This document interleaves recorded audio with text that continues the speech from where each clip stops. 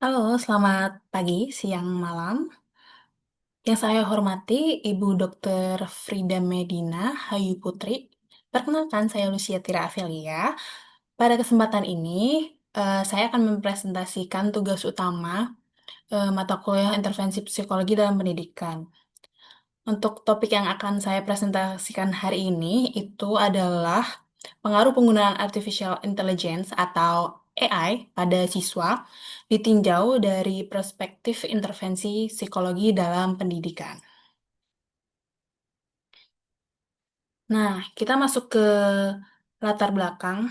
Jadi, di era Society 5.0 ini, AI atau seperti ChatGPT, Gemini, itu tuh bukan lagi barang asing di kelas atau di dunia perkuliahan atau di dunia perkantoran juga. Itu tidak sangat-sangat umum sekali sekarang ya. Nah, AI ini menawarkan efisiensi luar biasa dan personalisasi belajar. Namun, seperti pedang bermata dua, integrasi AI ini tuh menimbulkan tantangan psikologi yang cukup besar. Seperti pada yang saya tampilkan di sini oleh buku Tony Prescott yang berjudul The Psychology of AI. Dalam bukunya ini, beliau tuh menyoroti resiko jangka panjang AI jika melampaui kecerdasan manusia, terutama mm, terkait etika dalam penggunaan AI ini dan etika dalam penggunaan dan etika sosial. Nah, kekhawatiran utamanya adalah apakah AI ini tuh membuat siswa semakin cerdas atau justru mematikan karakter, kejujuran, dan kemandirian mereka. Nah, selanjutnya untuk membelah masalah ini, em, saya menggunakan tinjauan pustaka mengenai kecerdasan majemuk atau multiple intelligence. Pendidikan itu tidak hanya soal IQ atau logika, di mana AI itu sangat unggul, tetapi juga soal EQ atau kecerdasan emosional dan SQ, yaitu spiritual quotient atau kecerdasan spiritual. Nah, intervensi psikologi pendidikan hadir untuk menjaga keseimbangan ini, memastikan eh, teknologi itu menjadi alat bantu, bukan menjadi pengganti peran manusia. Nah, berdasarkan hasil analis dari berbagai jurnal, dampak positif AI itu sangat nyata. Seperti yang saya paparkan di sini, ada riset dari Rizky dan kawan-kawan menunjukkan bahwa penggunaan ChatGPT ini berkontribusi sebesar 34,6 dalam peningkatan motivasi belajar siswa. Proses belajar itu tuh menjadi jauh lebih efisien. Kedua, secara mengejutkan nih, riset Saputri dan Surawan menemukan bahwa 94,3% mahasiswa justru memiliki kesadaran etis yang tinggi. Mereka tetap mempertimbangkan nilai-nilai moral saat menggunakan teknologi ini. Karena kenapa? Karena seperti yang sudah kita tahu, AI ini dia tuh sangat-sangat luas ya cakupannya. Bahkan saya pernah mendengar bahwa AI ini tuh bisa mengadakan sebuah sumber yang sebenarnya sumber itu tidak ada. Jadi, di sini eh, yang dimaksudkan dalam penelitian dari Saputri dan Surawan itu tuh menunjukkan bahwa mahasiswa ini menjadi lebih kritis akan sumber dari hasil AI itu sendiri. Jadi, apakah sebenarnya jurnal yang mereka berikan atau sumber yang mereka berikan itu benar kredibilitas dapat dipercaya? Apakah atau cuman buatan semata seperti itu? Nah, namun di lain sisi kita tuh tidak bisa menutup mata terhadap dampak negatifnya. Ditemukan adanya hubungan negatif antara intensitas penggunaan AI dengan kualitas akhlak.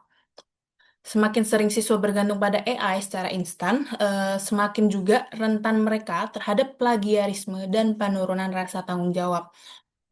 Seperti misal nih, kayak ada tugas kayak ya udahlah nanti dikerjain pakai AI aja, lebih gampang. Terus kayak misalnya ada suatu permasalahan atau yang harusnya itu membuat kita untuk berpikir untuk membuat decision making atau apapun itu, kita lebih cenderung kayak, oh kita tanya AI aja gitu. Padahal sebenarnya itu di satu sisi melemahkan otak kita untuk berpikir kritis yang biasanya kita bisa nih memutuskan, oh saya harus seperti ini. Namun karena kita sudah ketergantungan AI, jadi cukup memberikan dampak negatif bagi kognitif ataupun cara berpikir kita. Nah, selain itu, risiko ketergantungan kognitif itu di mana itu tadi daya nalar kritis menjadi tumpul.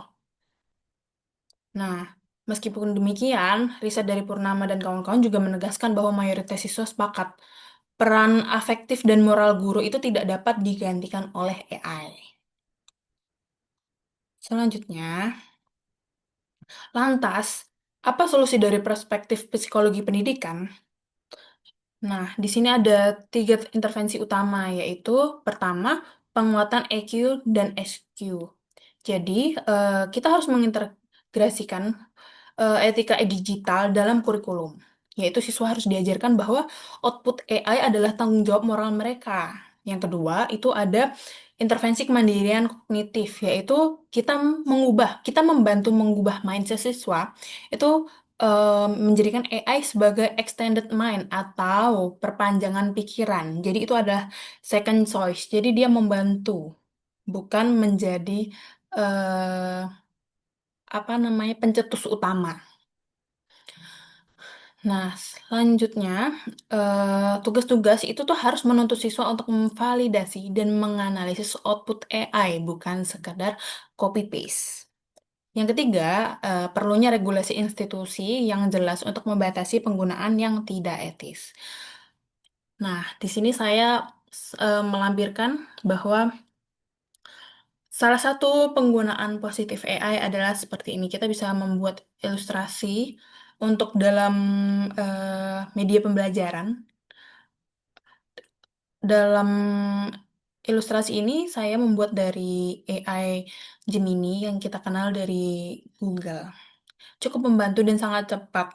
Namun di satu sisi sebenarnya saya juga mendengar bahwa sebenarnya lebih baik kita tetap menghargai etika dalam eh, penyebaran media ya seperti ini, bahwa kita harus lebih menghargai kayak kreator-kreator pemula atau kreator-kreator yang sudah ada di sekitar kita. Kalau seperti ini, seperti rasanya kita kayak mengabaikan kredibilitas manusia itu sendiri. Namun di satu sisi ini saya ingin memberitahu bahwa sebenarnya di satu sisi kita juga bisa memanfaatkan AI ini menjadi media pembelajaran. Seperti itu. Selanjutnya, kesimpulan. Sebagai kesimpulan, AI menciptakan pengaruh ganda, yaitu dual efek. Ia dapat meningkatkan efisiensi dan motivasi, namun dapat mengancam integritas jika tidak dikelola. Nah, kunci keberhasilan pendidikan di era ini adalah keseimbangan. Intervensi psikologi harus fokus memperkuat karakter manusia, yaitu tadi ada EQ dan SQ, agar kita bisa menjadi tuan yang bijak atas teknologi yang kita ciptakan sendiri.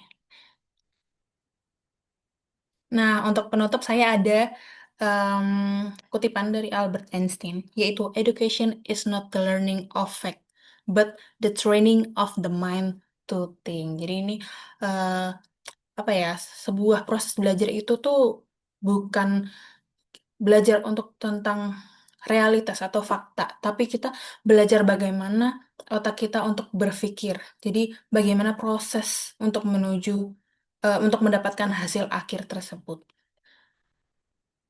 Terima kasih. Semoga materi yang saya presentasikan dapat berguna bagi teman-teman dan terima kasih.